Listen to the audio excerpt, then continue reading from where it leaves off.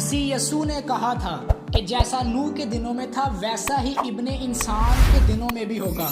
जुल्म को, तशद्दुद को, वायलेंस को तो लोग बड़ी देर से देखते आ रहे हैं। काइन और हाबिल के वक़्त से हमने वायलेंस को बढ़ते देखा है, पर नूह के वक़्त का सबसे बड़ा गुनाह था इंसान के डीएनए को खराब करना, तबाह करना। शैतान ये तो जानता था कि मसीह यसू एक औरत के जरिए जन्म लेगा, पर शैतान ये नहीं जानता था कि वो कौन सी औरत है जिसके जरिए मसीह यसू जन्म लेगा। और इसीलिए उसने सारी इंसानियत की ब्लड लाइन को, उनके डीएनए को खराब करने के लिए फरिश्तों को उकसाया और औरतों को करप्ट करना शुरू कर दिया। इन फरिश्तों और औरतों के जिस्मानी मिलाप से बड़े अजीब अजीब बच्चे पैदा हुए, इंसान का डीएनए तबाह हुआ। और आज हमारे दौर में भी ऐसा ही हो रहा है। साइंटिस्ट लगे हुए हैं इंसान के डीएनए से छेड़छाड़ करने के लिए कि किसी ना किसी तरीके से इंसान की उम्र को बढ़ाया जा सके, किसी ना किसी तरीके से इंसान के जिस्म को ऐसा बनाया जा सके कि उसके जिस्म को कोई बीमारी ना हो। ये सब एक्सपेरिमेंट्स इंसान के डीएनए को खराब कर रहे हैं। 2021 में एक न्यूज़ आई थी कि साइंटिस्ट ने लेबोरेटरी में इंसान और बंदर के बच्चे के एम्ब्रियो को तैयार किया, जो कि 20 दिन तक जिंदा रहा, फिर इसे डिस्ट्रॉय कर दिया गया। आज भी बहुत सारे कंट्रीज़ में मिलिट्री के नौजवानों को और ज़्यादा ताकतवर बनाने के लिए कई तरह के एक्सपेरिमेंट्स किए जाते हैं।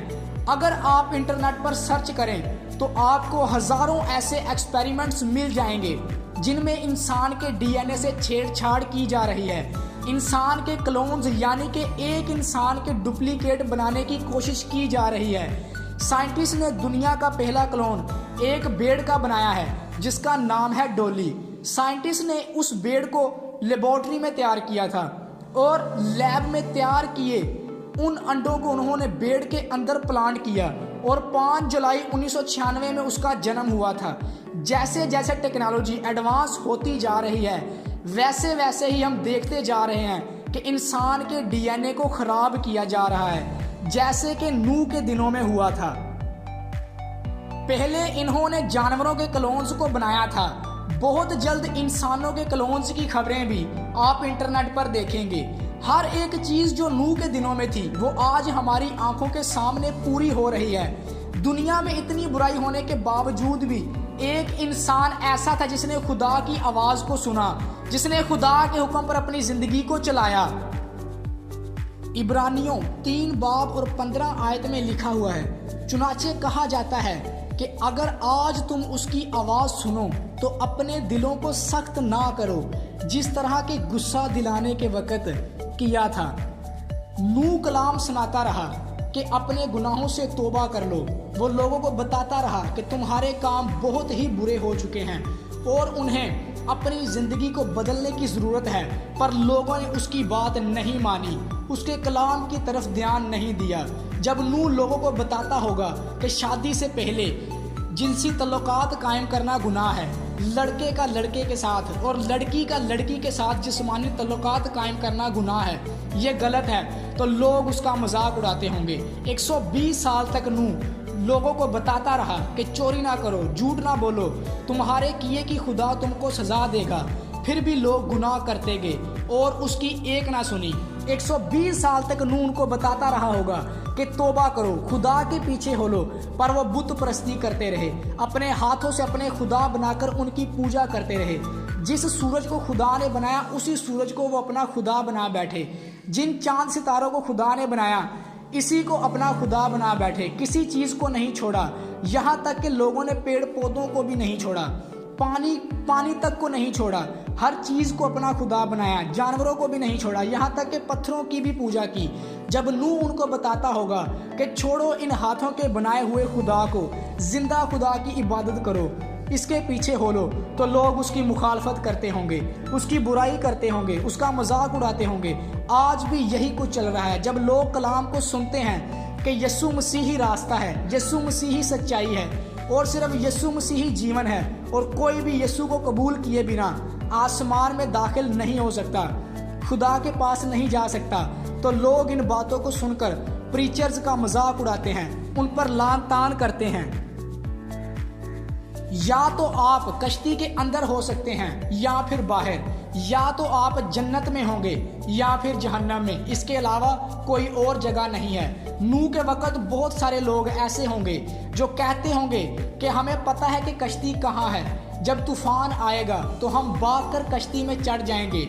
आज भी ऐसा ही है, आज भी लोग यही सोचते हैं कि हमें पता है कि जीवन का मालिक कौन है। जब जजमेंट आएगी या जब मैं मरने लगूंगा, जब दुनिया का आखिर होगा, जब हम यीशु को बादलों पर आता देखेंगे तो दौड़कर चर्च चले जाएंगे या फिर इसी वक्त तौबा कर लेंगे और यीशु को कबूल कर लेंगे। लेकिन मेरे अजीजों, मैं आपको बताना चाहता हूं कि जब वो वक्त आएगा तो पता भी नहीं चलेगा।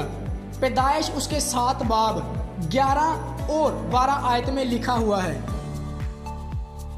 नूह की उम्र का 6वां साल था कि उसके दूसरे महीने की ठीक 17वीं तारीख को बड़े समुद्र के सब सोते फूट निकले और आसमान की खिड़कियां खुल गईं और 40 दिन और 40 रात जमीन पर बारिश होती रही।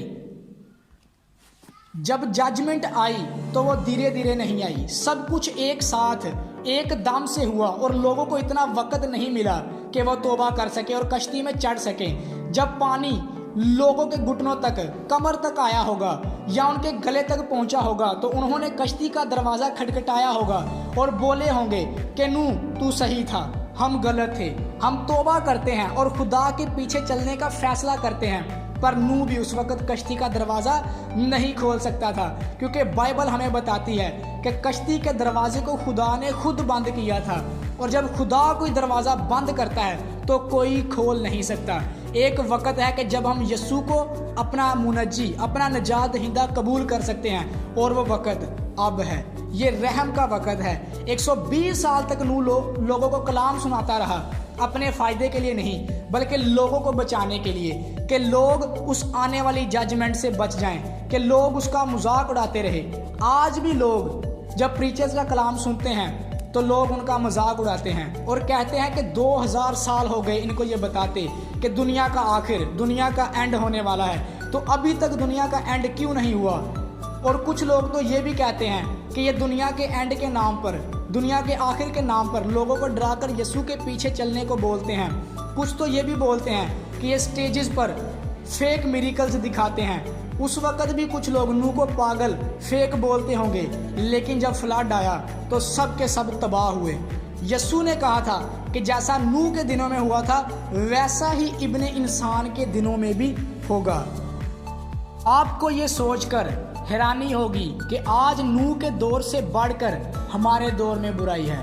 हमारे दौर में आज नूह के दौर से बढ़कर गुनाह फैलता जा रहा है, लेकिन खुदा हमें मुआफ करता जा रहा है। वो हमें सही राह इख्तियार करने का मौका दे रहा है। तो आइए आज ही फैसला करें कि आज के बाद हम उसके पाक कलाम को पढ़ेंगे और उस पर अमल करेंगे और ख़ुद को लायक तौर पर तैयार करेंगे।